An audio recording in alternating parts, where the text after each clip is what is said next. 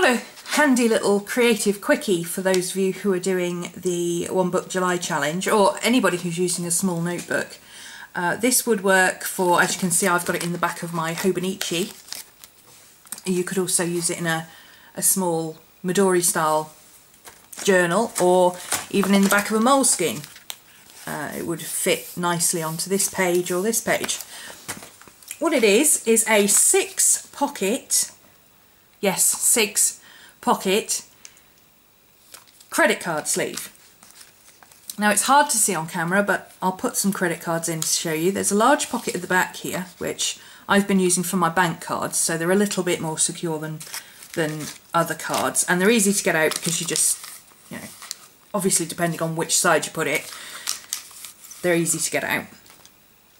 And then there's another pocket here, and there's another pocket just here, which I managed to break already. So that's, and then you've got another 3 here. So I think that's pretty cool. Here's how I made it. I'm going to make one for my passport size, field note size Midori copy that Ray Blake very kindly made me. Look at that beautiful leather. Isn't it gorgeous? I love this thing. Absolutely love it. Anyway, the little inserts only come with 2 pockets, and you can't really put more than 2 cards in each one, because if you put more than 2 in, they start to stretch, and then you have to put like 6 in to hold them in. So that's a little impractical. So I took one of these. Now this is, I hope you can see on camera what this is. This is a CD wallet. So you buy these in, you can buy these on eBay in packs of, like, I think I bought a pack of 100 for about £3. You know, they're crazy prices. They're very easy to get hold of. They're just PVC or vinyl CD wallets. Okay, so the first thing we're going to do, and I've managed to lose my big knife. I would normally do this with a big knife and my steel-edged ruler, but I'm going to have to use my kitchen scissors today because I cannot find my knife anywhere. Fairies, please bring it back. First thing we're going to do is just chop off this unneeded flap. Then we're going to turn it around. So this is the top opening. I'm going to turn it around, and we're just going to trim off this little bit here where it's holding it together. Don't trim off too much, as little as you can, to just get rid of the seal. And then split it. So now what you've got is basically a plastic bracelet.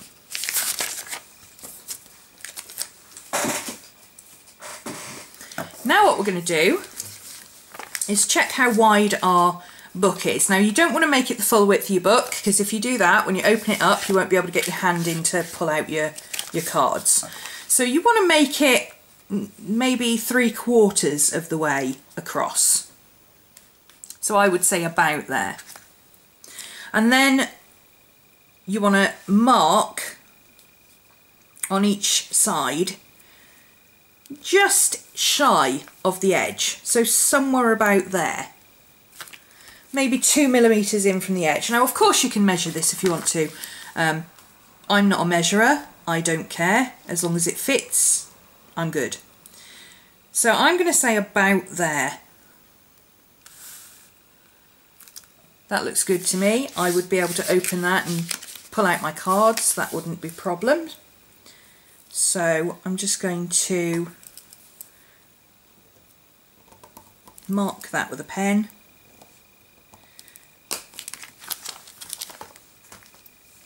And then I'm going to fold it at that point, which is a little bit tricky actually, because these things are very, very slippery.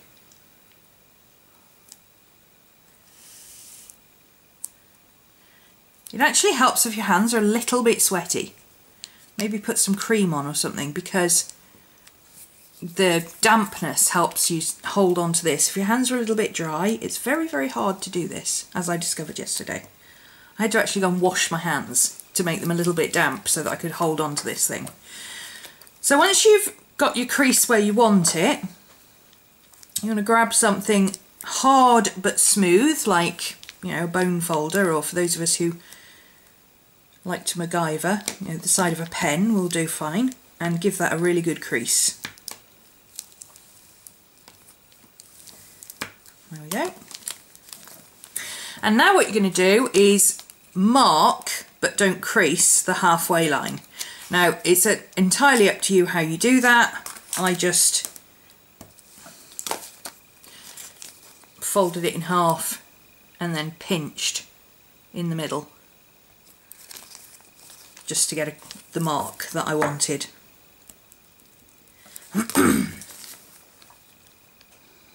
So we're almost there. You're going to need either a circle punch of some sort, or, you know, anything that will make this flat edge not flat. Now I found this quite tricky yesterday, so we'll see if it's gonna work. Basically what you're going to do is imagine that's the halfway point. Well, it is the halfway point, but take the halfway point and you're going to put one here and one here, but only on the front piece of each flap. So we're going to open it up, slide this in, do it the other way around, it fits better. So I've only got it through one, and then I'm just going to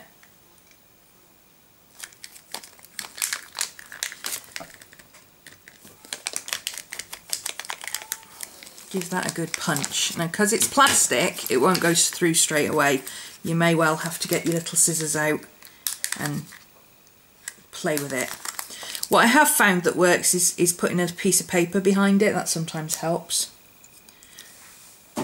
Makes it a little bit neater. My punch isn't very sharp, that doesn't help. Let's try it with a bit of paper behind it and just see if that helps. So, punching just through one side, just a half moon shape. Oh, it does help. Oh wow, okay. That really does help. I'm surprised about that. Okay. So, when punching your half moon shapes in your plastic, put a bit of paper underneath it. Ooh, oh, I'm quite giddy about that. I was struggling with this yesterday and thinking this is going to look awful on the tutorial. Right, I'm going to repunch this one then and just... Oh, I can't see it. Hang on a second, we'll get there. There we go.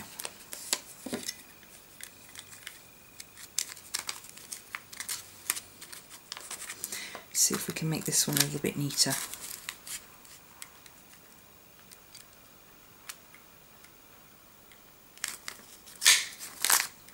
Oh, that's much better. There we go. So now you've got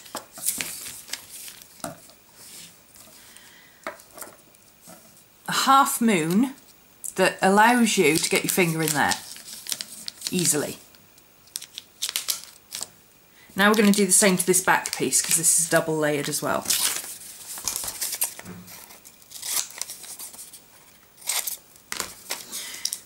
So revised version, and we're going to do it on the same side. So this side, bit of paper.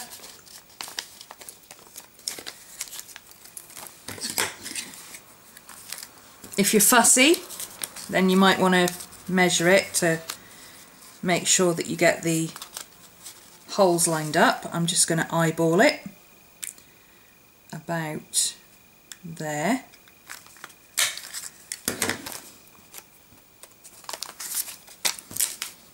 Same on the other side.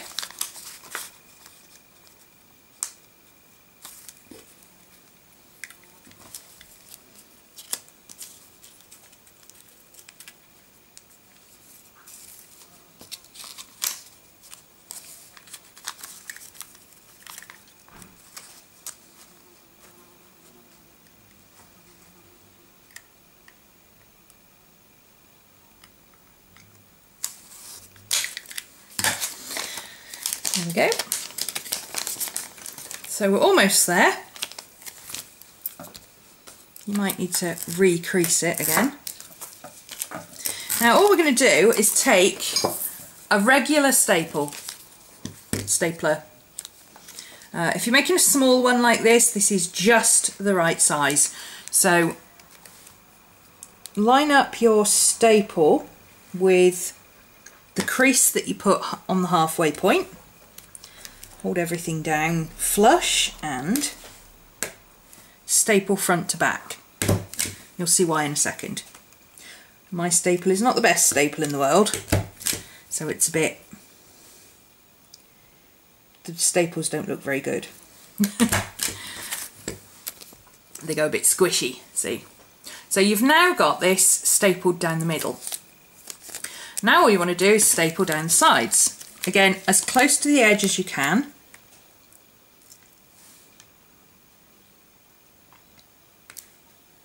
And I tried to get one staple to cover that so that this didn't lift up.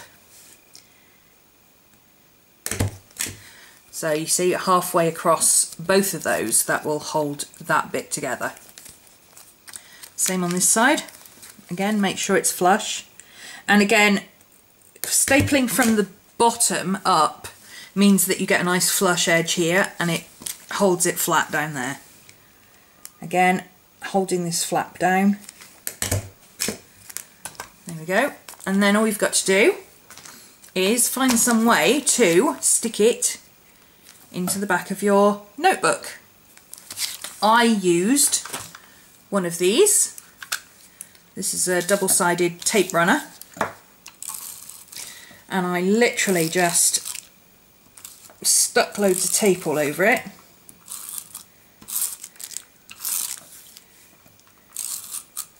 Because you're going to have cards in it, it's not going to show.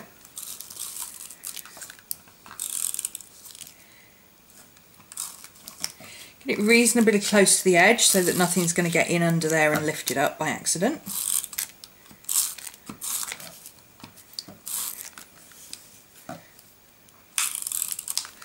Especially on this edge so that you don't accidentally put your cards underneath the lip.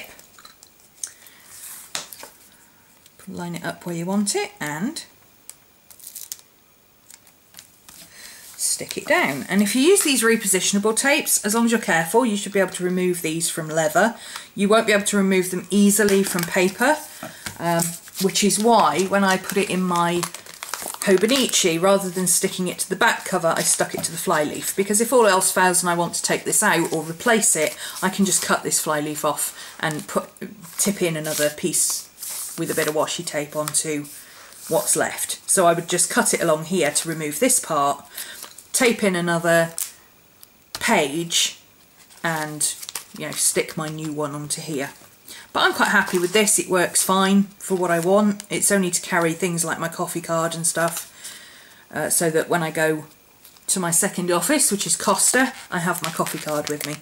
I do carry my other cards in my wallet normally, but I just thought it would be handy, since I'm using this for July, to have a credit card holder in the back, just so that if I do want to only pop out with this, I can slip in my credit card, slip in my coffee card, pop in my library card, whatever, and just take this with me rather than both of these together. Because both of them together are not an issue, but when you add a phone as well, that's quite hard to hold in your hand. So if I can get away with just taking this, that's much better.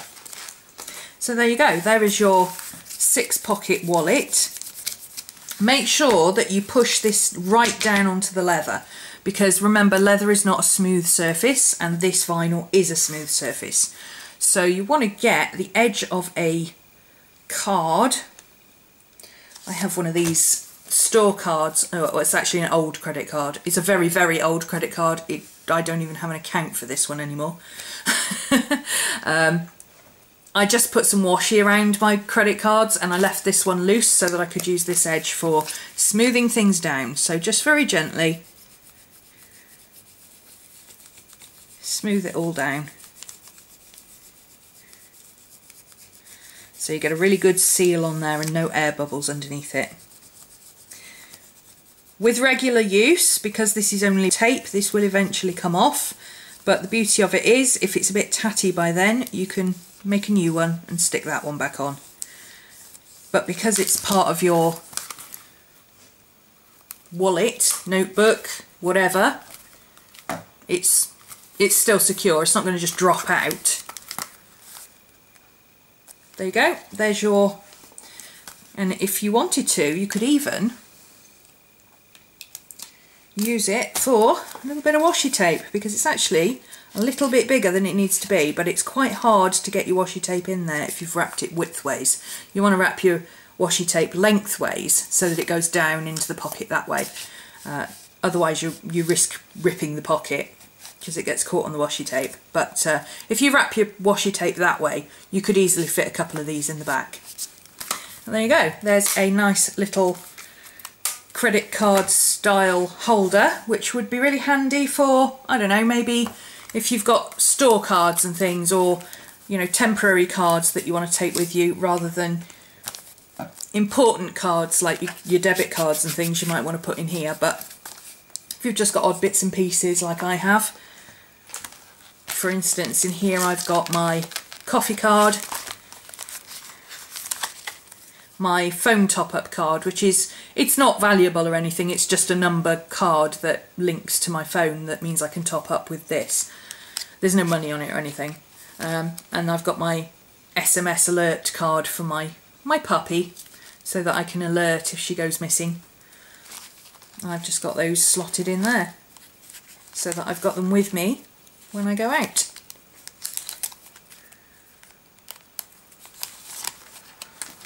Ta-da!